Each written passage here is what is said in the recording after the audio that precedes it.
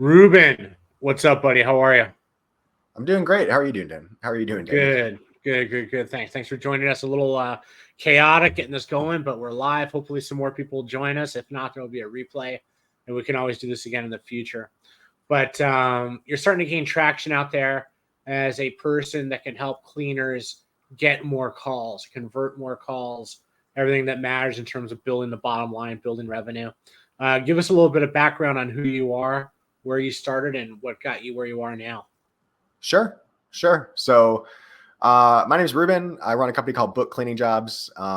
Basically, we're a marketing agency for cleaners, and I got my start really in marketing. To be honest with you, I've been in marketing for 20 plus years. I've owned online businesses and that kind of thing. But somewhere in the middle of my corporate career, I got bored with the white collar job and the 9 to 5 and all that. So I actually bought a carpet cleaning business. It was a brand new franchise territory. Figured, they would have the systems to help me start up a business and, get something going for myself.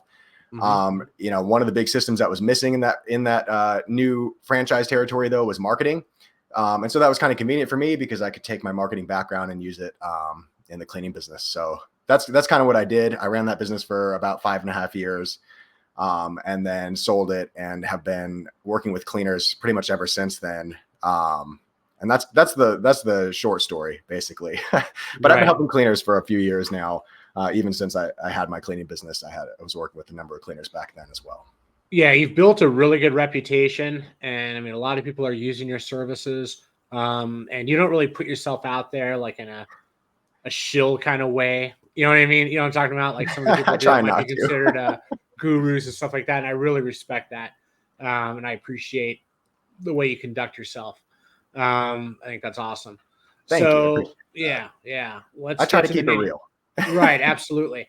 And, let's talk a little bit about how people can well, I guess it'll be kind of a 2-part conversation. The first part would be, how do they get the phone to ring? Right. So in this modern landscape, we have Facebook ads, we have Google, we have Thumbtack, we have old venues like Craigslist or even Valpak. What are some of the more modern or current ways to get more calls, and what are your thoughts on those platforms? Let's start with Facebook. Yeah. I like Facebook. I think Facebook's a good ad platform. It's not typically where I tell cleaners to put their money first. If you are looking to get started with some sort of a paid ad campaign, I think your money is better spent on Google myself. But Facebook ads do work. I watch cleaners run Facebook ads all the time. We run some Facebook ads for cleaners, and they certainly do work. But I think in terms of return on investment, and bringing in, high quality customers that are ready to book, I think you really just can't beat Google. But that said, there's a place for Facebook. If you are, spending money online, if you're spending money marketing your carpet cleaning business online, then Facebook is definitely one of the top channels where you might want to spend some ad dollars. So nothing wrong with Facebook. No, but I mean, Facebook is kind of becoming more of a kind of a consumable platform, right? Or almost commodity, I should say, where people aren't necessarily looking for the best cleaner, looking for the best price. They're looking for the best deal. Yeah. Right. Yeah. And that's, that can be tough. I mean, I know you can target your ads and do things that can maybe help you get to a better area, but in general, though, you're kind of going after people that are looking for deals. Yeah, that's been our experience too, is if you don't lead with a strong offer or discount or something like that to really grab people's attention, then your Facebook ads may not perform as somebody else who's willing to do deep discounts. So if your business is not built around doing discounts or coupons or specials, then Facebook ads may not be the best place for you. Sure. But you can still get some traction on Facebook if you're willing to make deals. If you're willing to make deals, then have the ability to build up tickets in the home, right? I mean, absolutely. That's important. Yeah. All right. Thumbtack, Angie's List, any thoughts on those? Are those still relevant? Yeah, I would say less so these days. I know there's some big fans of Angie out there. There's a handful of cleaners that I've talked to who do really well on Angie. That was not my experience. I worked with Home Advisor before Angie's List bought them and they became Angie. I spent about, I don't know, $6,000 on Home Advisor back in the day. And I think I brought back in about $6,000. So after you subtract all my expenses, I lost money on that one. I think your average experience on a platform like Angie or, even Yelp or Thumbtack, it really is going to depend on your response rate and, how quickly you can get to these leads when they request a quote. You're going to be duking it out with other cleaners who are getting the same lead as you. So it really is kind of like a battle to get to the customer fastest, to give them the best price in a lot of cases, and then to be available and do the job right away. You can make money on these platforms. I'm not saying that you can't, but again, I think there's probably better places to put your money. Thumbtack has changed a lot over the years. I used to be a big advocate of Thumbtack, and I used it quite a bit when I first started my company back in 2015. And we were really successful with it. The credits back then didn't cost very much. The booking rates were really high. So we would respond to a lot of leads on Thumbtack and book a lot of jobs. But their cost structure has changed over time. And I've heard from fewer and fewer cleaners that they're having success with Thumbtack. Oh, interesting. Okay. Yeah. And then I was going to mention Yelp. You kind of got to that one already. Yelp is very controversial. I mean, people are spending a lot of money, and they get the reviews either banned or removed, and it's just, that's another tough one. Very tough. Yeah. I hesitate to even say anything about Yelp because Yelp, I love you guys. I'm not here to smack talk Yelp. But I think Yelp is a difficult game to play. If you're gonna spend money on paid Yelp ads, you need to be responsive as heck. You need to be really, really fast getting back to those leads. And again, you're going to be fighting with other cleaners to try to win those jobs. I think there's better platforms out there. Some people have a lot of success on Yelp. I will say that having talked with some and worked with some house cleaners, I have heard from house cleaners that they've had more success on Yelp on average than a lot of the carpet cleaners that I've talked to. And so I don't know if there's something, industry specific there that's going on.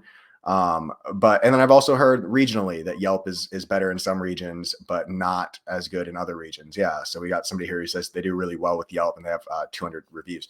That the reviews matter, right? If you're going to play the Yelp game or the Angie game or any of these platforms, it's not going to help you to have a bunch of reviews on Google. I mean, it will help you a little, but like people are looking on Angie, they're looking on Yelp. They want to see reviews on those platforms. And if you don't have them, you're not going to stand out compared to the competition. If you have 200 reviews on Yelp, man, yeah, you're going to stand out on Yelp. You're probably going to book more jobs than average. So if you're going to invest in these platforms, definitely ask the customers that you book from those platforms. If you book someone on Yelp, ask them to leave you a review on Yelp. If you book somebody on Angie, get them to review on Angie. That's probably the best thing you could do there. But yeah, hit or miss. And I think Yelp, as I say really quick, is also, it depends on the size of your city, the size of your market.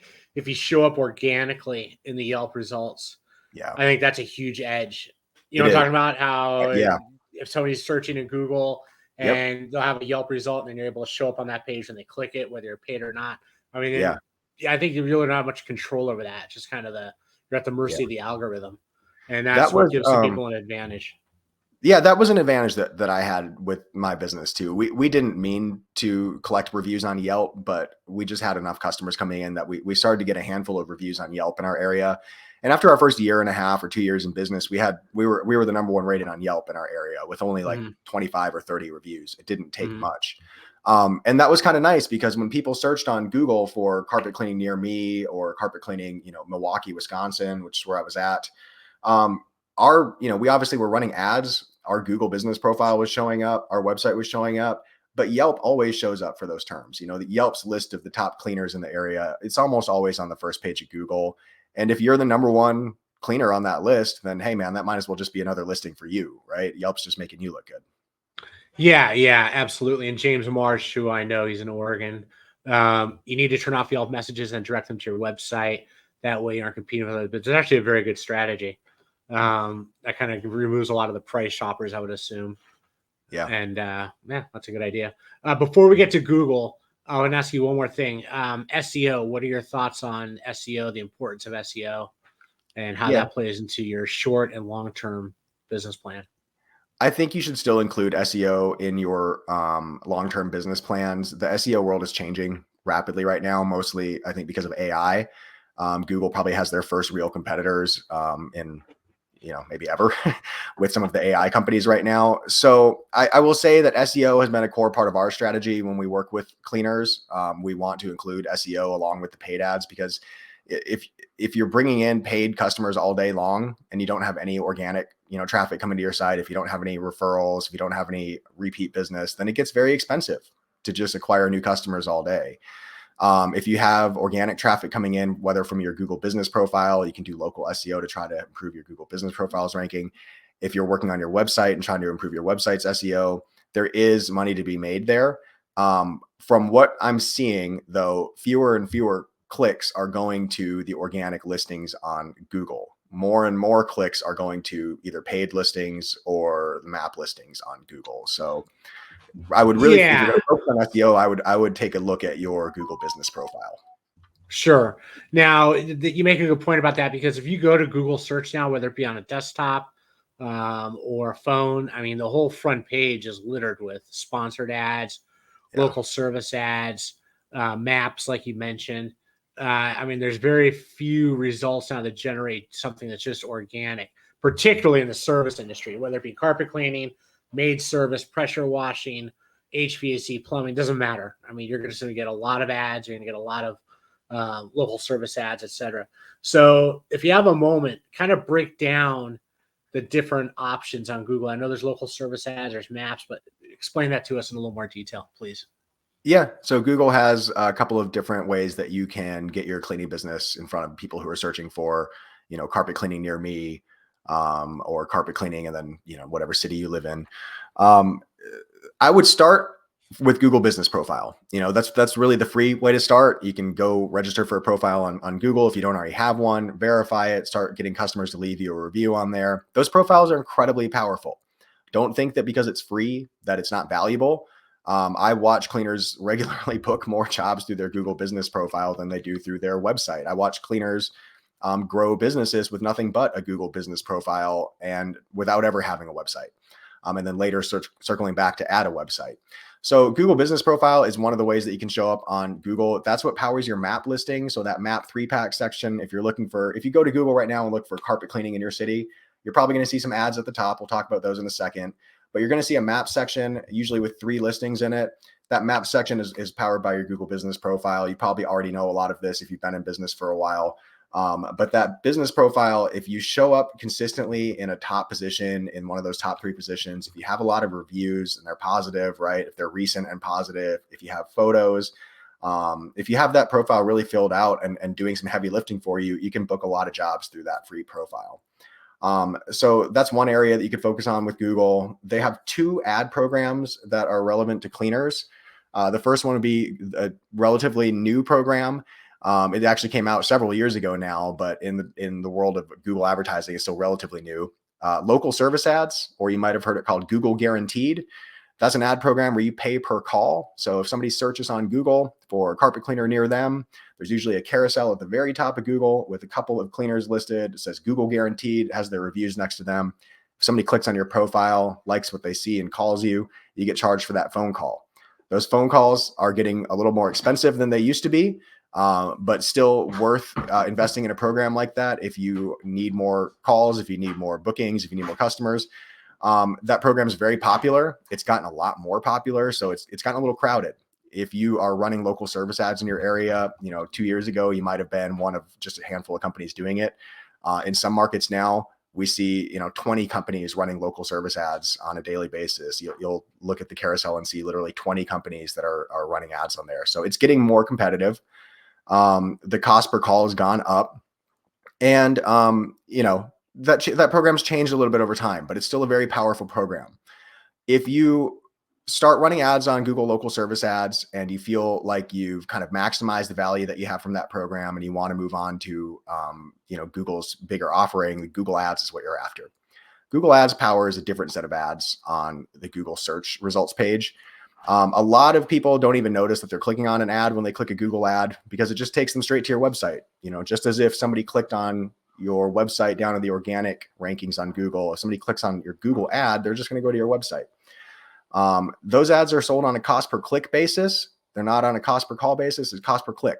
So if you're going to invest in Google ads to try to drive people to your website, then make sure that your website is up to snuff. We talked about SEO earlier. If there's value to having a website and doing SEO these days, I think there is, but there's also value to having a website in that it enables you to run Google ads, which, like I said, local service ads is becoming a competitive platform. There's a lot of cleaners on local service ads. There are far fewer cleaners running Google ads. So if you want to set yourself up for a competitor and get in front of the people, Google is a great way to do it. I think that kind of covers what's available on Google. Leaving anything else that you think we should cover? With that, no, hold on a second. My dog, I'm at the shop, right? And the neighbor's knocking on the door, but I'm going to ignore it for now. And my dog's freaking out. Go ahead and keep talking. I'm going to mute you for a second. Myself, rather. Go ahead. No worries. Those are really the top programs that you're going to want to know about in terms of Google. Start with your free Google business profile, get found on maps, get into local service ads if you want to drive some phone calls. And then Google Ads is a great program. I wouldn't invest in that program until you have a decent budget, until you have a decent website and you're working with a good partner who can help you out with it. But that program can bring you in more leads and cheaper leads than local service ads. And I find that it's more consistent these days than local service ads. So that's a really great program. I mean, if your business has been around for a while, or if you're already doing, 10, 20 grand a month or something like that, and you've not gotten into Google Ads yet, that's a great next step for you. I mean, if you're really trying to scale from where you're at right now and you've already tried local service ads, then Google Ads is really the next step for you. Absolutely. Hey, I'm going to bring some up really quick. The front page of Google, so you can kind of give people an idea of what they're looking at or what they'll want to look at. I'm going to add this here in one moment. Give me a second. I think this will kind of help people that want to get an idea of what you're describing earlier. This is awful. What a day. Oh man, I got home so late last night. I've been traveling to a couple conferences recently. This is Las Vegas carpet cleaning. Yeah. Cool, man. So you want to describe that? I'm going to be right back. I got to get this door answered. Yeah. Go ahead and take this over for a second. Thanks, buddy. Yeah. So if you're looking for a carpet cleaner in Las Vegas, this is typically what you're going to find if you're a customer. If you're a homeowner in the Las Vegas area and you're trying to find a carpet cleaner, you're going to be hit with a bunch of ads right away. Everything that you see right here on this screen right now is an ad. And that was something that Damon mentioned earlier. Google is really monetizing the first page of results these days. Anything that is like a keyword or a phrase that somebody would type into Google where somebody wants to buy something or hire somebody, Google's trying to get in there with some ads. And so if you're struggling, if you're not able to get found on Google by customers, if you're going, man, I have hundreds of reviews and nobody's finding me on Google, why is this happening? This is why it's happening. Google wants you to advertise. Google's obviously, they're a for-profit business. They're trying to make a living for themselves, and they're making a great living. But if you want to make a great living with your cleaning business, then one way to do that is just play their game, right? Google is pushing these ads up above a lot of the organic content. So if your map listing is not getting seen as much, if your website's not getting seen as much, try these ads out. Try the Google Guaranteed program. That's not a hard program to get into. The requirements are not really strict. You only need a handful of reviews. You need, insurance certificate. Pass a background check. That program is very easy to get into. You don't need to work with like an advertising agency or a professional in order to get Google Guaranteed. So I think that's a good place for you to start. And if somebody, like I said, if somebody clicks on one of those ads and calls you, you're just going to get charged for the phone call. The other nice thing about that program is that if you get a phone call that's bogus, let's say somebody calls and says, hey, I'm just calling to see if you're hiring, or, hey, I'm calling to see if you pour concrete, right? and you're a carpet cleaning company. Then you can dispute those leads with Google. And in most cases, if it's pretty clear that this is not a legitimate lead, then you'll get your money back. And so that's one of the nice things about that program. Yeah, no, I agree. I'm going to bring up number 2 right now. And this would be Google Ad. So when you scroll down just a little further, this is from my desktop, by the way. Yeah. This is for Las Vegas carpet cleaning. So here you'll see the map results, which you referred to earlier. Yep. So this would be if you scroll down past those ads. Like I said, Google's pushing all the ads to the very top. They want to make sure that whenever possible, somebody clicks on an ad. But if somebody scrolls past those ads and they want to see who's local to them, that's what a lot of people do. They scroll down to this map section because they want to find somebody who's local. And if you're a local cleaning business, right, your customers probably want to know that they're hiring somebody nearby and not somebody from across, halfway across the state. So the map section is really important for that. For local businesses, for local cleaners, this is where you really want to show up. This is kind of your opportunity to shine. If you have a lot of reviews on your profile, then you're going to win this game easily. If you don't have a lot of reviews, if you've not really taken advantage of your profile and uploaded photos, then yours is probably not going to stand out compared to other listings in this map section. So take your time on this profile, really fill it out and make it your own, and try to show your best, your best side in this area. That map section, it really draws a lot of clicks for these local searches, people looking for, house cleaner near me, carpet cleaner near me, tile and grout cleaning near me. They're highly likely to click on this map section if they scroll past the ads. Sure. The area underneath that. Go ahead. The area underneath that is just the organic rankings. So right. If your website shows up there, you're very lucky. You'll probably show up alongside Yelp and some other listings, and then the big franchises. Yeah. So I have a question. Now, if somebody wants to rank high in maps, because some people don't like local service ads, right? They don't like the amount of money, the requirements, etc. Yeah. So they prefer to be in the map section. To get ranked in the map section, is that going to be part of an SEO package, or is that more of a luck of the draw? How do you get high up in maps? Sure. A big factor with maps is proximity. So if you are near to the person who's searching, you're more likely to show up. And if your profile is, completely filled out and you have a lot of reviews, then you're even more likely to show up. There is some SEO that you can do to try to improve your rankings on maps. But one of the main concepts that I would try to keep in mind, if your goal is to rank highly on maps, number one, get a lot of reviews on Google. You're not always going to rank number one if you have a lot of reviews on Google. If you look at this one right here, the number one Alien Steamers, they have 79 reviews, right? And Precision Chem Dry has 267. The next one has 303 reviews. So the winner here, they don't even have the most reviews, right? But having a lot of reviews does help you get ranked higher. Those two things are correlated, right? Having more reviews is correlated with ranking higher. And it's also correlated with getting more clicks, right? So, Precision Chem Dry may not rank number one here, but they're also highly likely to get clicked. So reviews are important. But the other big thing I want you to remember in terms of SEO and your Google business profile is that if you don't have your Google business profile, this map listing linked to a website, then you're less likely to show up. You really would benefit from having both a map listing and a website. If you're doing some SEO work on your website and your website ranks on the first page of Google, then typically your map listing is going to rank highly as well. Those two things kind of go hand in hand. If one ranks high, the other one ranks high. Got it. So yeah, that's kind of how I would think about it. There's some other stuff you can do to try to improve your listings on Google Business Profile, like posting frequently. I was going to ask about that, pictures and yeah. Okay. You can post on your Google Business Profile just like you would on social. I would treat it a little bit differently. I think probably the most powerful thing you can do is just literally take your phone while you're out around town cleaning and just like take pictures from your phone and post them directly to your profile while you're out and about. That's probably the best way to do it. You can also ask your customers to leave you reviews and mention the specific services that you offer. Like you guys did a great job on the carpet cleaning today. That kind of thing. But I wouldn't focus too much on like little hacks and tricks like that to try to rank highly. I would just focus on getting a lot of reviews and, staying active and making sure that you look active. Yeah, absolutely. And again, so SEO is not really going to play too much a role in maps. That's basically more up to you and how active you are and how diligent you are in making sure your phone and all that stuff matches and all those kinds of things, correct? If you work with an SEO company, they will typically do something to help you out with your map listing. If they're any good, they will. But yeah, a lot of what happens on your Google Business Profile, the most impactful things that you can do are to post yourself. You can hire an agency to do that for you, but it is more impactful if you do the post yourself. Sure.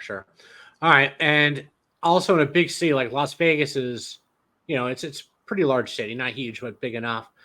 Are we going to see different results in different parts of the city? So this is East Las Vegas. This is where I am. And that's where these three people are showing up, or these three businesses. If I'm in Summerlin, which is still Las Vegas, but way on the other side of the city, am I going to see different results? Yeah, absolutely. Yeah. And so that's where proximity starts to come into play again. Typically Google's going to want to show you a business that's close to you, right? And that is, well rated, that, looks like the best option for you. So proximity definitely plays a role here. If you are in, the northeast part of town, then they're not going to show you all the cleaners from the southwest part of town, right? They're going to show you everyone from nearer to you. So it definitely will change. Okay. All right. This is the next one. This is a third part of the page. Yep. So when you get below the maps and you get into this question and answer box, there's a good idea to get carpets clean. There's no zero single steamer. And is there anything to do that can get yourself in those people also ask answer boxes?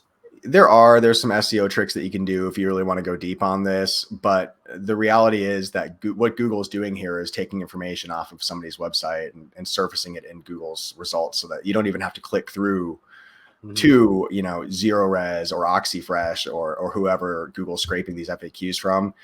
Google's trying to surface that information right in their results. So you can try to capture these people also ask listings if you want to. I think you would use schema markup on your page in order to do that. You'd use FAQ schema, and it may be helpful, but I think probably more useful would be to show up at the very top of Google, right? Typically, these FAQs are not going to show up right at the very top. People are going to be scrolling down and seeing these. I wonder how many people actually click on it. Like how many people are actually going to read how to clean heavily soiled carpet. You know what I mean? I just doubt it. Yeah. I don't think this is going to drive a lot of business for anybody. It may drive a handful of clicks for somebody. Now, I'll tell you one thing, though. I would go into that Reddit post and get my company info in there if I could. Yeah. That's for sure. Yeah. Great idea. Yeah. I'm going to bring up one more, and that's just going to be the bottom of the page. Let me find that. One moment. Can you see the comments, by the way? I'm seeing a couple here. Yeah. Yeah. So okay, I'll bring those up in a minute. But anyway, this is the bottom. You know what? Now I see the comments. Yeah. Okay. No problem. I see you guys. So you see now the bottom part we have sponsored again, related searches, and then again the Google local service ads. So definitely that's something they want you to use. Yeah, Google's putting ads all over the page. I mean, there's an ad at the top there. It says sponsored. There's two ads at the bottom there. Google really, really wants to get people to click those paid ads. Okay. And how much can one expect to spend every month on Google ads? I mean, it depends on the market size, but say, a population of 500,000 to 1 million people. Do you have any kind of idea?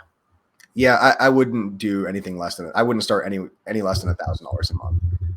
I used to recommend that you could start a little lower than that, but to be honest with you, with the cost per click that Google charges these days, with the amount of competition that you have, you really want to come with a stronger budget. We've found over time working with cleaners at all different budgets that if you start with at least $1,000 a month, you're really giving yourself a better chance of success in terms of Google ads. Local service ads is a different story. We could talk about that separately, but at least $1,000 a month. If you're in a more populated area or a more competitive area, you might honestly benefit from at least $1,500 a month. I've got some clients who just come right out of the gate with 2,000, 3,000. And I think those are really healthy budgets. If you can swing that kind of a budget right from the start, you're going to do pretty well with your ads. Okay. You don't have to start that high, by the way. I know some people are $2,000, $3,000 a month, maybe a little strong for a new ad campaign, but if you believe in these ads and you know how much power they have, if you've done this type of thing before and you know that you're going to book a lot of jobs from it, then don't mess around, right? Come with $2,000 a month instead of starting with 1,000 and trying. Yeah, but the money rolls over. It's not like you got to use it in a month or something. I mean, it's well, with Google ads. If you tell Google to spend $2,000 this month, odds are they're going to spend your $2,000. It wouldn't depend on market size or population. You can, or the keywords you're choosing. If you don't have, so there are some situations where if you put in a budget of $1,000 a month, you may not spend your full $1,000. I can think of a client right now who's in a smaller market who does not spend his full budget every month. But it has more to do with how restrictive we are on the keywords that we're targeting for him right now. Yeah, absolutely. Yeah. Blake Smith, who's a customer of mine, he's in Illinois. He's getting all his business obviously off of Google Guaranteed. But then he had a follow-up question. This is in regards to how much to spend on pay-per-click. He's in a small town in southern Illinois. and it's about 20,000 people, as you can see in his comment. What would I mean, I know it's hard to say without doing research and stuff like that, so I'm not trying to put you on the spot, but what would somebody that kind of population expect to spend on Google Ads? Sure. I'm going to say it again. I think $1,000 a month is a good starting point for you. I think you will probably be able to spend that on search in your area, on search ads like the ones we were just looking at on Google, where somebody's clicking through and going through to your website. But if you are not able to spend that full amount on search ads, there's other things that you can do on Google Ads to try to actually prospect and generate awareness in your local area. And so, Blake, if that's something you want to talk about, just hit me up after this. I'm happy to kind of show you how it would work for a small location area like yours. I could show you some results we're getting from some other clients in your situation. Yeah. And then Frank had a question. If I were to hire someone to do my online SEO, social media, any suggestions? I do mostly PM commercial. My online has suffered greatly. Let me answer this, actually. We're going to have Reuben's contact information at the end. Frank, I can tell you that Reuben's a really good guy, very approachable, not a pressure person, anything like that. I think he could definitely help you out. Frank's situation, though, I would like you to talk about because it's a little unique. He does primarily commercial and property management. So he's not doing the normal consumer, you know what I mean, in a home. He's really focused on a niche market, or not a niche market, but it's a specific market, commercial. And when I did carpet clean, I did a lot of commercial, and I actually got a lot of commercial work from Google, but they were never necessarily huge jobs. They were more like smaller, like offices, law firms, dentist offices, things of that nature. They were great jobs. I loved them, and I got them all the time, and it was all organic. So I think there is definitely work that can be had with Google, and probably more organic, I would think, than necessarily pay-per-click on commercial. What are your thoughts on that? Yeah, I think the same. There's not many people searching for commercial carpet cleaning on Google, like commercial carpet cleaners near me. Typically, those people are just going to use the same words as anybody else. They're going to say carpet cleaner near me, right? So what I've found is most helpful for cleaners who are trying to bring in more commercial work is to literally just put a commercial carpet cleaning page on your website. You don't have to run ads to it. Like I said, there's not that many people searching for the word commercial carpet cleaning anyways. You can try to, if you're in a really heavily populated area and there's a lot of search volume, you could give that a shot if you want to. But if you're in a smaller area, I wouldn't even bother. Put up a commercial page on your website, link to it from the homepage and say, we do commercial cleaning. On your commercial page, call out that you work with property managers. Say that you do rentals, that you do turnovers. Talk about how you benefit those property managers. My company did a ton of turnovers. We were a low moisture cleaning company. So obviously one of the benefits of that is if the carpet's dry in like an hour, then a property manager can turn over the apartment very, very quickly. Yeah. Once word got out that we were, a low moisture cleaning company that got it done, right, that we got great results, it dried quickly. We picked up a couple property managers just like kind of by getting found on Google organically with good reviews and that kind of thing. But then property managers, like they have more properties, they'll send you more work. You may also get referred to other property managers. So I think it's as simple as just putting on your website that you do commercial, that you help property managers. And that's really all that you need to do. Yeah. No, I agree. And I used to do a lot of move outs myself. It's funny you say that. And I actually did it. I geared it more towards renters moving out. So in other words, not just property managers, but actual tenants that at the end of their lease, because in Nevada, you have to have everything cleaned, floors professionally cleaned, et cetera, if you want to get your deposit back. And I would subcontract the cleaning work, and like for the kitchens and bathrooms, and I would do the floors. We did really well with that. And I had a page built just for that, move in, move out services. And we're talking years ago when things were easier to do. And it was great. You got a lot of work from that, a lot. You can find local partners to help you out with that too if you don't want to subcontract it.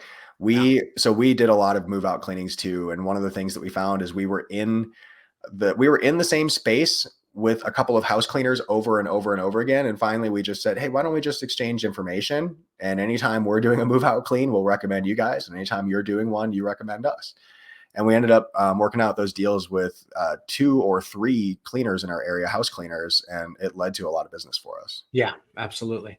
Yeah. All right. So now we talked about the importance of being online, the importance of having an online presence. Now, what do we do in order to convert these calls, right? So one thing I see a lot of, let me just say really quickly, you and I talked about this before, is it seems like cleaners, and I don't know if it's a generational thing, I'm not sure what's going on, but more and more cleaners and more service people in general, they want everybody to book online. Go to the website, book online, pick the time, we'll come out there. For me, when I have work done, I've had work done around my house all the time. Even last year, I had the house painted, etc. I want to talk to whoever's coming out, particularly if they're coming in the home, right? Then I really want to have an idea who they are. And I can understand everybody else wanting to do the same thing, housewives, whatever. And I just don't, I'm sure some people don't mind booking online. So I'm sure some people prefer it, but to me, the art of conversation, the art of customer service, the ability to build rapport and all that stuff is really critical if you don't want to become a commodity. What are your thoughts on that? And how do people really get down to the crust of this conversation? How do they convert more calls to jobs? Go for it. Yeah, no, I agree. I watch a lot of cleaners try to jam online booking down their customers' throats, and I understand why it happens. And I've done the same thing in my past. It's easy to get excited about these tools and to think that this is going to solve all of your problems. That if you're out working with customers during the day, then let me just put up an online booking link on my website, and everybody will book online, and that'll be that. Some people will. We got plenty of online bookings. We used House Call Pro on our website, and their online booking system works great. Really recommend that. If you're not using an online booking system yet, House Call Pro is a great one. Go check it out. But to be honest with you, I think most of our customers came in either through a phone call or through filling out a lead form or through chatting with the little chat, capture thing that we had on our website. Most people came in through one of those channels first. And then they would book online either after they spoke with us or after they got a quote from us, or sometimes they would just fill out the form and then immediately book online afterwards to save a spot on our calendar. But they typically wanted to request a quote from us. They wanted to call in, maybe just get that one last question answered, or just confirm their price, make sure that, there weren't going to be any surprises. There's always something that that a customer wants to ask before they book. And if you make online booking your only option, if that's the only option that they have in order to work with you, and if you're not responsive by phone, if you don't have a form they can fill out on your site or something like that, you're going to lose some customers. I mean, that's just the hard reality. Some people are going to go to your booking page and they're going to say, I don't have a critical piece of information that I need in order to complete this booking, right? I don't know if they do pet treatment. I don't know what they charge for stairs. I don't know, if they're going to come at 9 o'clock or at 11 o'clock because it's not clear from your booking page. Or maybe, they just want to talk with you and just hear that you're a decent human being before they allow you to come in their house, right? So there's all these reasons that people might go to your online booking page and then say, you know what, I'm not so sure about this. Or maybe they just get distracted and they walk away from their computer for a second, or somebody interrupts them. I think the best thing that you can do, honestly, is to give people options. I'm not saying don't have online booking on your site. In this day and age, it'd be almost silly not to at least give people that option, right? Because you're going to get people who book online. That's true, right? Absolutely. But you're leaving a lot of money on the table if you don't allow them to also click and call you, if you don't allow them to fill out a lead form. I know lead forms seem old school and like people aren't going to want to fill out all this information. Trust me, they do. We watch it happen all day long here at Book Cleaning Jobs. We've got lead forms all over the internet for cleaners, and they're just collecting leads all day long. We still use chat bots to collect leads for cleaners. Those do really well for us. Give people options. People want to communicate in different ways. You can try texting if you want to. Tell people to text you. Just put that on your website. Say, click to call, or you can text us, and people will text you if they want to. We actually do that for Encapstore. We have a lot of people text us questions about products and things like that, equipment. Absolutely. We also have a chat bot, but we have more people call in than anything else. Yeah. Phone calls are definitely number one. You want numbers? More than, I think it's more than 50. If it's not more, it's about 50% of the leads that our clients get at Book Cleaning Jobs come in via phone. Right. So if you want to miss half of your leads, then force everybody to book online. But otherwise, I'd put your phone number on the site. Yeah, and for the cleaners out there that command higher prices, that charge more than their market average, which is understandable. That's fine, but that's even more reason to get people to call you. Because if they just simply see a higher price and then, book now, I mean, to me, that's a tough sell. Mm-hmm. You know what I mean? Because, again, you want to talk to that person and explain why you're better than everyone else, or why you're the highest priced person in your area, or one of the higher priced people. So yeah.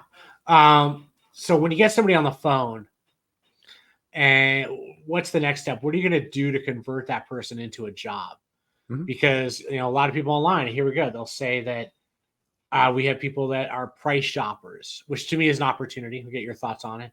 Mhm. Or, they're not sure what they want. Da, da, da. I think a lot of times it's also the person that's answering the phone's under pressure because they're out there Yeah. working themselves. But what are your thoughts on all that? And how is that? What's the best way to address that and increase your conversions? Yeah, I mean, the number one way to increase your conversions is to just answer the phone. Most cleaners are missing phone calls, and we know that from looking at call data. We know that from looking at call recordings. If your phone rings, answer it. If you're in the middle of a cleaning job, get a Bluetooth headset, put it in, answer it. Your customers expect that you're busy. They know that your phone's going to be ringing with other customers calling, or at least it should be, right? Because you're a great cleaner. So answer those calls when they come in. If you miss a phone call, you're likely missing the opportunity to book that job. And if you do miss a phone call them back right away, like immediately. I don't mean like an hour later, 2 hours later, when you get done with the job or at the end of the day. I have some people who say, I missed some calls today, and I tried to get back to him the next day and I couldn't get a hold of them. And, that's almost to be expected at that point. I think the statistic is a lead loses 80% of its value in the first 5 minutes. So if somebody calls you and you don't pick up the phone and you don't get back to them for 5 minutes, there's an 80% chance that person's gone. They've already booked somebody else to do the job. So responsiveness is probably number one.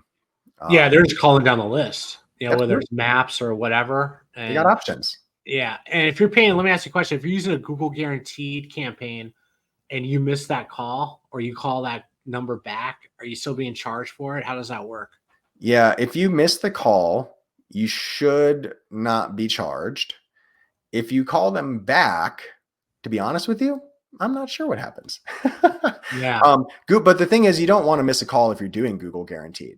If you are getting calls from local service ads, you really need to answer the phone. Google can tell if you're picking up the phone or not. And if you are not answering those calls, Google will stop sending them to you. They will send them to somebody who's more responsive. So that is something that Google, yeah. Missed calls are charged. There you go, Blake. Thank you so much for filling us in there. Yeah. I'm going to bring this up from Leo really quick, and then we'll go back into the call conversion conversation. Yeah. But I've had some success on using Valpak. Do you think direct mail holds a valuable place in marketing? It's a very good question, actually. What are your thoughts, Reuben? Yeah, 100%. Yeah, direct mail it's been around forever. It's going to be around for a long time. As long as people have mailboxes, put something in there. Especially these days, most people are just sending emails, right? Most companies have gone to, we're going to send emails because that's cheaper. We can do it more often. It's just more efficient for them. A lot of people are not investing in direct mail anymore. I don't get a lot of direct mail pieces in my mailbox anymore. And when I do, when I get interesting ones, like I honestly save them. Sometimes I get coupons for things that I'm like, oh, dude, I'm going to shop for that later anyways. I will literally save this coupon and use it. If you are a home service company, there you go. I collected because I think it's interesting. I was actually going to make a post about it, and I'll talk about it in a minute. Yeah, go ahead. Yeah. Now, direct mail is a great way to stand out. Put an offer on there, put a coupon on your direct mail, give people a reason to call you. Valpak's great for that. Their whole system is kind of around coupons, right? Mm-hmm. People like that. There's people who are coupon shoppers. And if your pricing is set up where you can do that and take advantage of coupons, then go for it. I think direct mail in general, though, is a good move. If you are not sending direct mail to your existing customers, that's a big miss. One of the easiest things that you can do with direct mail is to just send postcards, reminders in the mailbox to your existing customers.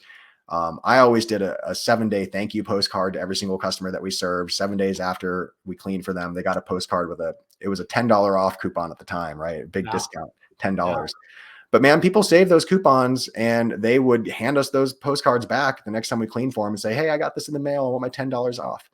Or they would say, I lost my postcard and I want my $10 off. People got really obsessed with these $10 off postcards. Yeah. Send a 7-day thank you. I used to send a 6-month reminder. Direct mail is great for that kind of thing. Direct mail for people that you have not worked with before is a little bit of a different story and a different strategy. There are some things you can do to improve your direct mail campaigns if you're mailing people that you've never worked with before. So maybe getting on Valpak, it could be something to look at because you're going to get in there with other advertisers. You're going to get opened by people who look at Valpak, right? There's people who open those and look at them every month. But if you're going to mail people who've never worked with you before, one of the more popular strategies that I've seen is kind of farming neighborhoods that you want to be in, and then hitting those same neighborhoods over and over again. Send Jim. Yeah. So that the repetition kind of works on those people and they start to recognize you in their inbox or in their mailbox rather. Let me show that. I'm going to show this really quick. This is a piece of marketing material this is a real estate agent who works in my community, and he sends out these cards, or oversized postcards, every few months or so. And I actually see his signs occasionally. So I mean, it definitely works because his signs pop up, right? But then I also get this hand letter with a stamp, important info, my name on it, Damon Williams, the whole 9 yards, right? In the back has our little return information. And then inside, right, there's a card with a heart on it. And then inside, there's, show this here. We have the postcard with their business card, all handwritten. This isn't computer written. This is actually handwritten. Wow. Right. So you got to wonder, and I see their signs. I see more of their signs in my neighborhood, my general community, than I do this guy. And even though his has a lot of color to it, it's kind of cool, has a little horse on it, it's kind of catchy. More people are going to answer this. Yeah. Or not answer, I should say open it. There are more people going to open this, way more. Yeah. And they're actually going to take the time to read it versus this guy. One more example, I'll say really quick. I got this in the mail, handwritten quote thing for, I think it's for Windows or something, right? But this is handwritten text. I don't know if you can see it or not. It's also pretty cool. But at the end of the day, I think envelopes really make a big difference because people are going to wonder what's in here. Yeah. Nobody sends you real mail anymore. It's either a bill or it's junk mail. When I moved into my new house last year, it was funny. I got a handwritten letter like that from a tree trimmer. And why it was funny to me is because whoever sold him the list did him wrong. We don't have any, like, this is a new neighborhood. There's no big trees here. There's nothing to trim. So there was no point in sending me that letter, but it was like a handwritten letter. It looked fantastic. It was on really nice quality paper and a nice envelope. And I sure as hell opened it and looked at it. Right. Absolutely. Blake has another good question, but we're going to get to that one in a minute. Blake, just hang tight. So let's get back to the phone calls. Answering the phone call is important, not rushing the phone call, I would say, to get them to answer. What else would you advise to people in order to convert more calls? Let's say, for example, price shoppers, right? Somebody calls, hey, what's your rate for 3 rooms in a hallway? Or, you know what I mean? That classic kind of thing that everybody freaks out about. Yeah. How would you handle those calls, and how would you actually convert those into a customer? Yeah. So to be perfectly honest with you, we were really, really straightforward with customers when we were on the phone with them. And I ran my cleaning business. We had a lot of phone calls coming in every day. I mean, we would get like 50 phone calls per day. Wow. During the summer months, we were very, very busy. It's incredible. It's awesome. So our goal was to get through the calls quickly, to get to the booking quickly. The thing is, you got to know your pricing like the back of your hand, and you've got to be confident in your pricing.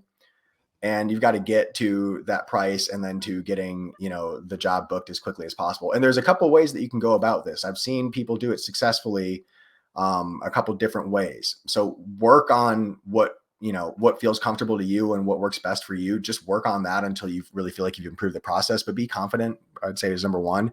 I listen to a lot of calls from cleaners who are new in the business, and they get a phone call from somebody who asks them, how much would you charge for 3 rooms and a hall and a staircase? And, the cleaner starts to kind of fumble that, well, we charge, this much for the 3 rooms, and you really can't respond that way. You have to know your pricing on the back, like literally like the back of your hand.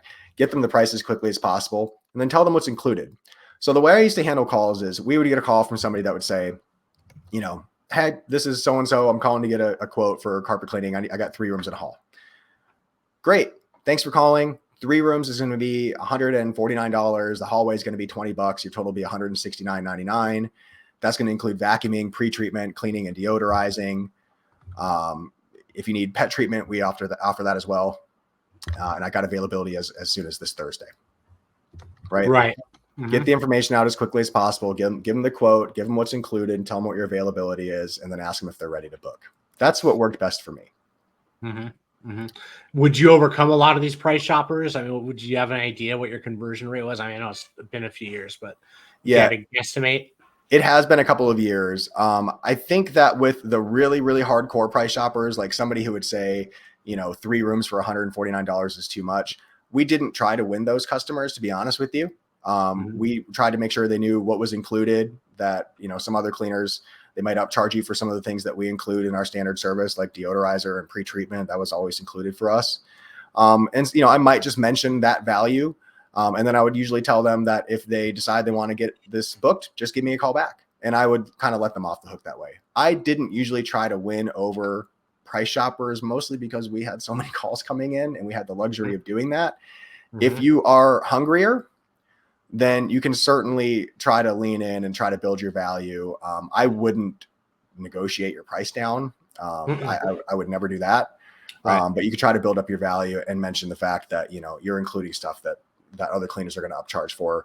No hidden fees is a big thing that you can mention. A lot of people are nervous that they're going to, end up paying twice as much when you show up. So if you're not going to upcharge them for random stuff, if the job price is not going to double the second you walk in the door, then make that clear to them on the phone that, yeah, it's $149.99 for 3 rooms, but that's all you're going to pay. It's not going to be a surprise charge the second I get there. Yeah, I think it's interesting that, some people are very quick to cut off the price shoppers, but a lot of times, in my opinion, price shoppers, they don't know what else to talk about.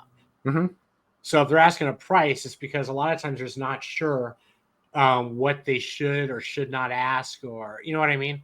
I think in some respects, it can be an opportunity. It really just kind of comes down to, again, in my opinion, how much time you're willing to spend on the call. And being hungry, like you mentioned, is really important. But to me, if you just take a couple of minutes and try to engage them a little bit, more times than not, if you talk about your process, what you do, that a lot of other cleaners don't, and how the fact that you can even ask them this, when was the last time your carpet was clean? Well, it's been 2 years or 3 years. We'll say, look, yeah, we're going to be $30 or $40 more for the job, or $50 more, but we're talking about every 2 years you're doing this, and what's that worth it to you? Yeah, you know what I mean? A lot of people could resonate with them. And one thing that I noticed is that I would actually get people that would call me back later on because they either had a bad experience using a low price cleaner, or they would call back much, much sooner and say, I talked to other people. I really liked you better. You're really nice. Took the time to talk to me. I'm going to go ahead and book with you. And it happens. So I think if you have the time, it's worth it. So that brings up another question, time. And, Gary Height, who's here in the chat, he actually has a pretty cool operation. He's booking a lot of the jobs during the day, and he sends out a tech, which is really ideal. What are your thoughts on that? I mean, can a cleaner out there in the field really convert calls in a meaningful way versus being at home or having someone book the calls or using a VA? Yeah. But then a VA is a tremendous risk because they don't have any skin in the game like you do. So are they really going to try? How do you really figure that out as part of your business? Because I'm telling you, the phone and the service is critical. Yeah. Like, you can't get around it. Go ahead and tell me your thoughts. Well, I mean, before I get into that, I just want to, what you just said is so important. If you take the time with people, answer their questions, and you're decent to them on the phone, even if they don't book you right then and there, oftentimes people are going to call you back and say, I want to hire you after all. I talked to 2 other cleaners and I wasn't impressed with either of them, and now I want to book you. Or sometimes you'll get what Damon just said. I hired somebody else and they screwed it up, and now I want you to come fix it. So it pays to just be decent with every single person who calls. Even if you get the sense they're a price shopper, just tell them the price, what's included. If they question the price, somebody said, point them to your before and after pictures. I used to point them to my reviews. We're number 1 rated for a reason.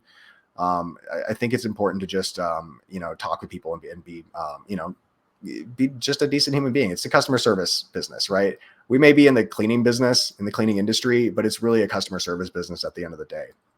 To answer your question about whether you can really efficiently book jobs in the field, My belief is that it's very difficult to do, that you'll book more jobs if you can get out of the van. And that was my goal from day one when I started my business.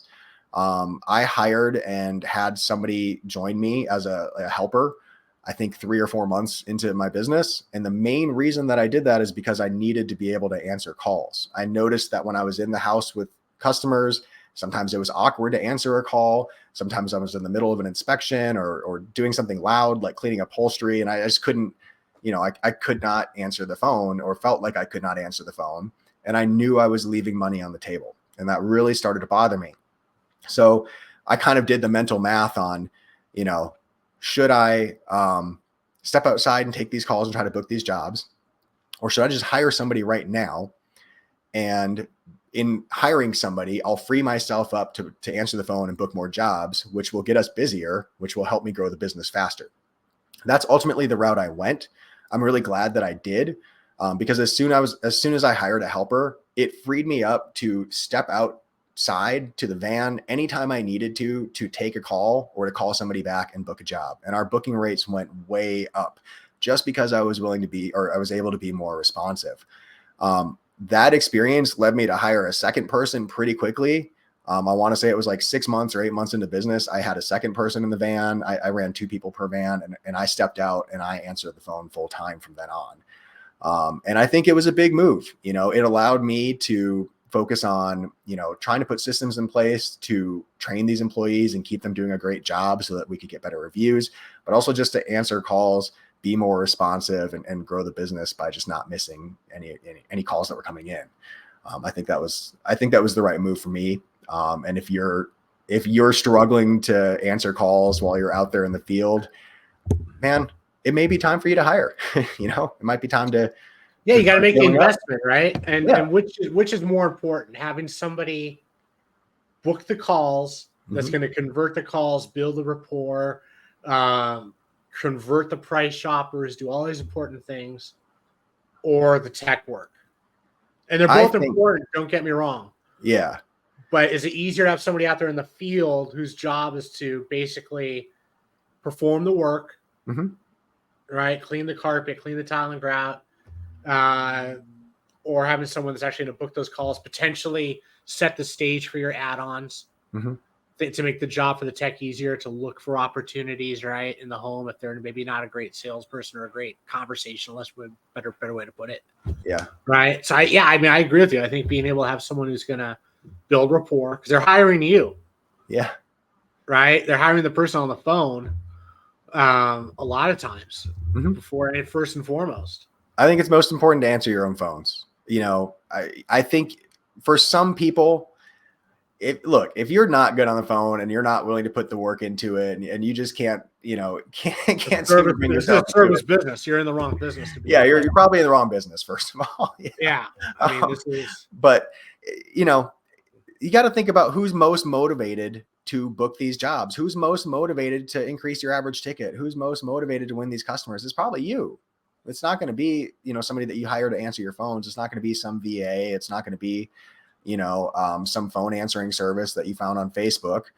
You're most motivated to book these jobs. And customers, they really want to hear from you, right? They're calling you. If you're a small business and, you're just getting started, customers love to hear, you answering the phone. They can ask you directly how things are going, and, how do you do things? What's going to happen when people show up to my house? Is it going to be you? And you have the opportunity actually then to just say, actually, no, it's not going to be me. It's going to be my employee so-and-so that's going to be there. And that's just fine too, right? They expect that. But I think you're literally best used on the phone, booking your own jobs, and then hiring people to go out in the field and do the cleaning for you. That's my opinion. I think that if you're in the cleaning business, hire cleaners. Don't hire office staff. I wouldn't hire office staff until I absolutely had to. My goal would not be to have a whole bunch of overhead built into my business because I have somebody sitting in an office somewhere answering the phone half the time and maybe sending some emails here and there. My goal is to put cleaners in vans and put them in people's houses and have them making some money for us. And I can answer the phones. Yeah. Frank made a couple of good points. I'm going to get to those in a second, but I want to bring up Gary's first. And I was actually going to bring this up as well. I'm now doing in-house quotes for grout cleaning. I do a quick demo on a 2 square foot area, measure their tile, leave a quote, and leave. I get a higher percentage of people that contact me after the grout dries compared to just giving a quote over the phone. So in-house estimates, that's kind of a two-prong approach, right? You have somebody who's really good at answering the phones. Then you have somebody who's really good out there, going out there in the field and making those appointments in person. And I would assume that that's like a 1-2 punch for like a 100% conversion rate, right? Assuming that you're in a market that allows you to drive around. In Vegas, that would be very difficult because you'd have calls in Henderson, you have calls in Summerlin and the Southwest and North Las Vegas, and be driving all over town. Gary's in a small area, so it's more achievable. But long story short, is it worth the investment to go out there and do the in-house appointments when you can? For your higher ticket services, it's probably worth going out and doing the in-house estimates. If you're doing, tile and grout cleaning and sealing, have a decent minimum, make it worth your time, right? But I think it's worth going out to do estimates for that type of thing. For residential carpet cleaning, for upholstery cleaning, for rug cleaning, I always stayed away from doing in-house estimates. Unless it was a commercial job, I wasn't going to come out and quote the job in person for any reason. If it was a commercial job, of course I'll come out and take a look. Commercial always, yeah. Property management, I'll be right out there. I'll stop by on my next break.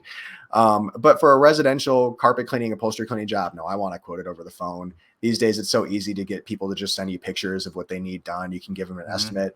And even if you're getting into tile and grout cleaning and that kind of thing, ask them to text you some pictures and you can probably give them a rough estimate over the phone. But if you are a good salesperson and if you're going to do a great demo for them and they're really going to be wowed, I have some clients who they're just very charismatic. I know that if they get in the door at somebody's house, they are going to knock that homeowner off their feet. Whatever they're selling, that homeowner is going to buy. If that's your personality, man, get out there, do some in-house estimates, win those jobs. I think that's a great way to do business. I just wouldn't go out to do an in-house estimate for anything less than I don't know, $800, $1,000, something like that. I wouldn't go out for. I think that's what Gary's referring to. He's doing it on tile and grout, and and on the higher price tickets, I definitely see that being worth it. Maybe something where you're doing Rex Pro or who knows, different services. But I do think it's a great way to convert. I know Eric Olson does it on carpet stretching because they charge a premium for that, and hardwood, hardwood floors, exactly. But Gary's right. For carpet cleaning, upholstery cleaning, I couldn't see that happening. Frank's had a really good point here on something that he talks about is going back to objections earlier. My go-to is say my job is to get the carpets as clean as possible. Price depends on what steps I have to do based on condition. And I guess a great way to overcome price shoppers, the reality of it. Because if you say you're going to clean rooms for $15 or, $18 a room, whatever it is, and there's going to be extra charges. So I think that's a great way to approach that and overcome it. I'll say if you're looking for the lowest price and price points you're making concern that we're probably not for you, that can work if you say it the right way. If you're polite about it. So definitely. Anyway, thoughts on hiring a VA to book your jobs? I would be kind of nervous about that personally. I mean, I know a couple of people that do it. But it does still require, no matter what, salesmanship. And I got to say something really quick. I actually did a quote like 10 years ago. It was commercial. I did all my commercial quotes in person, no matter what, unless it was really, really small. I mean, I was going out there to do it. But this was for a big plumbing place here in Las Vegas. And we have Gettle out here and a couple of these huge operations, the private equity, massive ones. And I went to this place and it was huge, thousands of square feet, perfect inside, perfectly perfect in terms of the cleanliness. Everybody wore booties inside. It was insane. It was like a little army, you know what I mean? Just in terms of like the regiment, the structure, and the cleanliness. And they had a call center in there. And it was like maybe like 8 or 10 people. That's how big this operation was.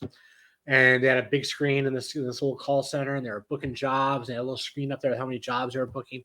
I mean, it was like a real sales operation. Yeah. And I think unless you hire that kind of person, which is hard, you really got to do it yourself. Yeah. And if you don't have that kind of personality, it's going to be tough. Like I know Gary does. Gary has that kind of personality. Gary has that kind of personality. I'm sure Blake does. But if you don't have that kind of engagement with people, you're going to struggle. It's going to be tough. Yeah, I mean, absolutely. what do you think? Yeah, absolutely. You got to have some personality in this business. That's all there is to it. I always tell people this is a customer service business. The cleaning business is all about customer service. I mean, when I hired cleaners that to come work for me, I didn't hire people with cleaning experience. I hired people with customer service experience. I wanted to know that you knew how to talk to people and treat them right, and I could teach you how to do the cleaning. And honestly, the same thing goes for the people answering your phones. I handled all of our phone calls until probably the last 2 years in business when I actually handed it over to my wife, the next most trusted person after myself, right? And she did an amazing job. But it's hard to hand over the phone to somebody, and if you're going to do it, hand it over to a pro, somebody with a great personality, somebody who can really, really take those calls. And if they can book it and close at a higher rate than you can, great. That's going to be hard to find, though. I was just talking with a couple of business owners last week about this, and one of them is letting a member of her sales team go this week because their numbers have been so bad. And she's planning this business owner is planning to step back in and handle some of her sales calls again. And she does millions of dollars a year in her business.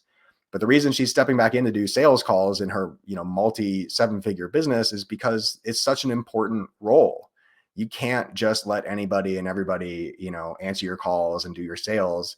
If you are dependent on bringing in new customers every day, you need people who can really handle that job, right? You can't just have people who are okay at it. You're going to get really okay results if you don't hire people who are serious about customer service. Yeah. Yeah. Blake here has a little statement here. I want customers to feel like we can sit down, things can be done. Yeah, I mean I love it. again, they hire you. They're Yeah, not hiring. They're not hiring your OP machine or your truck mount. It's all based on how much they like you. I mean, you can frankly do not great work or not get great results. Not that you wouldn't try to get great results, but have a job where you're like, wow, I thought this would come out better, but they're still going to call you back. They're still going to hire you because they believe you and they trust you and they like you. absolutely. Yeah, Yeah. that's more important. Honestly, I think it's more important than the results in a lot of cases. The results matter, sure, but people really want to feel like they hired the right person and they made a good decision. People want to be affirmed that they made a good decision. If you show up and you're a jerk, or if you're a jerk on the phone, they're going to immediately feel like they made a bad decision calling you. Absolutely. So tell us just very quickly, we're gonna wrap this up. What it is that you do, how you help cleaners, Sure. and how they can get a hold of you. Yeah. I run a company called Book Cleaning Jobs. We're an agency, a marketing agency that helps cleaners predominantly with getting on Google. So if you're trying to get found on Google, if you want customers to find you on Google in your local area, reach out to me, bookcleaningjobs.com. I'm happy to talk with you about it. Really these days focused on helping cleaners scale their business. So if you're doing somewhere, around $10,000 or $20,000 a month and you're wanting to scale from there, give me a call. Happy to talk with you about your goals and how you can get there. And yeah, bookcleaningjobs.com. That's pretty much it. I'm on YouTube too. So if you want to look for us on YouTube, we're at Book Cleaning Jobs. Yeah, yeah. And are you do you do SEO and websites as well, or do you Mhm. predominantly just focus? Okay, Yeah, like we do websites, we do SEO, we do Google ads. We can help you get Google guaranteed. We can help with your social media, your Google business profile. We have kind of an all-in package that I think is usually best for most of our clients. And that's what most people come to us for. But just give us a call. I'm happy to talk with you about your goals and we can find something that works best for you. yep, there we go. Bookcleaningjobs.com at the bottom of the screen. Do you have any kind of free consultation for people watching the webinar that might want to reach out to you? Yeah, of course. Yeah, bookcleaningjobs.com. Like I said, you can book time to speak with me. Those calls are always free. I'm happy to talk with you about what's been going on in your business, things you've tried, what's working, what's not working, what your goals are and how you can get there. I'm always happy to do those. I've heard really, really great feedback from cleaners who said those calls were really helpful to them. So if that's Mhm. something that you think you could benefit from, please give me a call, book time with me. I'm happy to talk with you about your cleaning business. Yeah, you actually talked to a friend of mine, Stephen Meyer, and he was very happy. I don't know if he's working with you yet or if he's planning on it, but he reached out to me and said how great it was. So that's one of the reasons I'm having you on here now. Yeah, give me a So call, Steven. Let's get that going soon. I'm excited about it. yeah, hopefully he's watching. Yeah. Um, so okay, and last thing, for someone I forgot to ask earlier, landing pages. Do you recommend those? I think a landing page is a good tool. I think there's been a lot of fuss made about landing pages over the years. Everyone seems to think that a landing page is the answer. You have to have a landing page for your Google Ads campaign. Um, I have found that if you just have a decent website and you build your website so that it converts at a high rate, meaning people come to your website and a large percentage of people come to your website and either click a call button or they fill out a form or they chat with your chat bot. if you build your website with all those functions in place already and it's high converting, then just send all of your ad traffic and all the people to your website. You don't really need a separate landing page. You can have a separate landing page if you have a specific campaign that you're trying to promote, like maybe you have a $50 off coupon or something like that, or some kind of a special campaign that you want to run. You can use landing pages for that. But by and large, I would recommend just getting people to your website. I think that for a home service company, people expect that they're going to come to your website and be able to kind of like poke around a little bit, right? See what services you offer.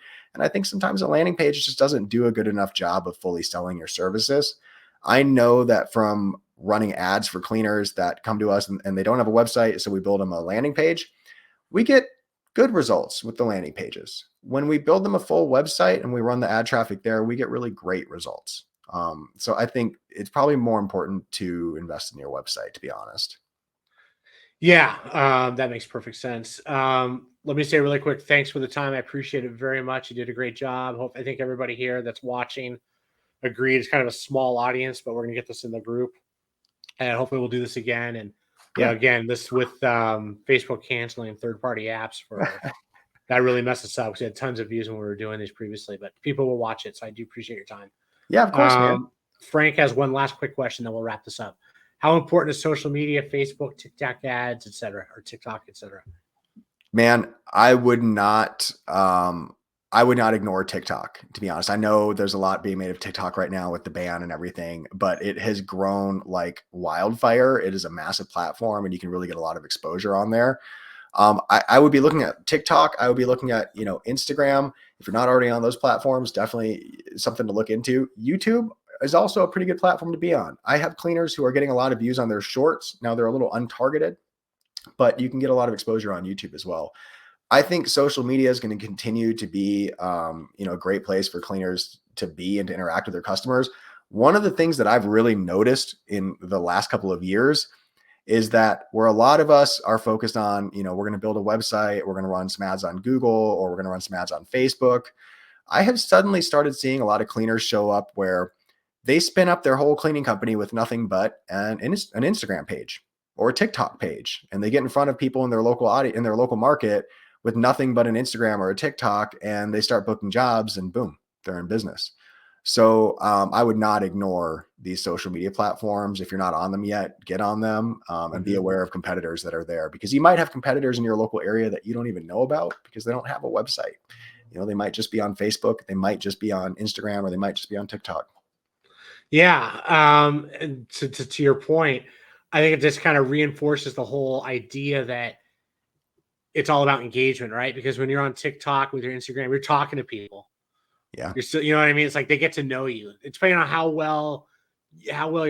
good your content is. If you make it personal, if you're in there, if you're talking, if you're encouraging conversation, then you're kind of doing everything we talked about earlier. You're engaging. Yeah. And I think that's one advantage of social media. However, the one drawback, I think, is that you're going to hit a ceiling. There's going to be a ceiling with Instagram.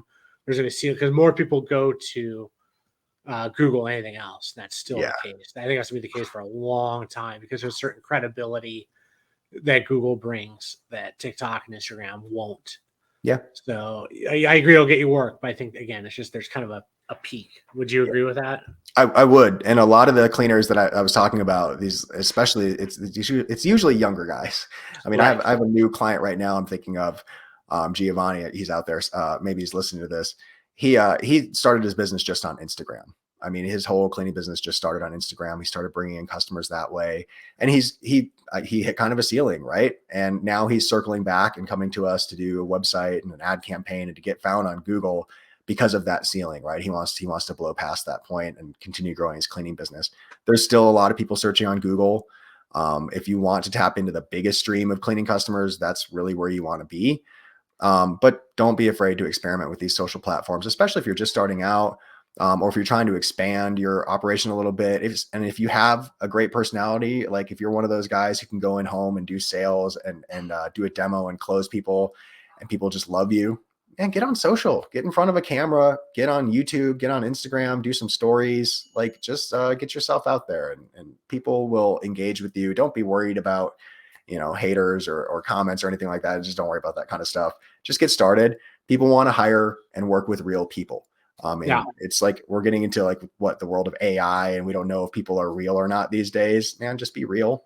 You'll book more jobs. Yeah, I think people are going to reject that. I don't think people want to deal with covert robots, and you know what I mean. I think that's a real turnoff when people suddenly figure out they're talking to a robot, like on a phone call, things like that. People reject that, which is understandable. You know, people make people feel good. Yeah. Right. That's I really believe that. We're social animals. We want to be around other people. We want to relate to people like us. Yeah. All right. Well, great conversation. I really appreciate the time. That was awesome. We got Gary Height. He's gonna be calling you tomorrow at 2:00. We booked a call for you. Cool. Gary's an awesome guy. Take great care of him. He's I will. Can't wait to talk with you, Gary. Yeah. Reuben, I'll talk to you later on. And again, thanks for everybody for tuning in.